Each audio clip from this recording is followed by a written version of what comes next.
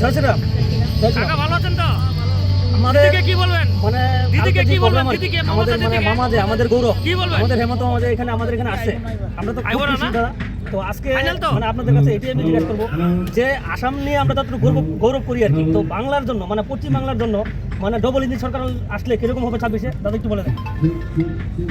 আমরাও চাই যে পশ্চিমবঙ্গে ডবল ইঞ্জিন সরকার আসুক, বিজেপির নেতৃত্বে এবার এখানে বিজেপি সরকার হোক, রাম রাজ্য প্রতিষ্ঠা হোক, নরেন্দ্র মোদীর উন্নয়ন সারা ভারতের লোকে যেভাবে দেখতেছে বা যেভাবে পাইতেছে, ওয়েস্ট বেঙ্গলে বাঙালিরাও পাক, নরেন্দ্র মোদীর নেতৃত্বে সবল বিজেপি সরকার হোক, মমতা দি এবার প্রথম হোক, মমতা দির অহংকার বাঙালির দুর্দশা থেকে এবার মুক্তি পাক। তাই আমরাও চাই যে এইবার বিজেপি সরকার ওয়েস্ট বেঙ্গলে আসুক। ঠিক আছে। জয় শ্রীরাম।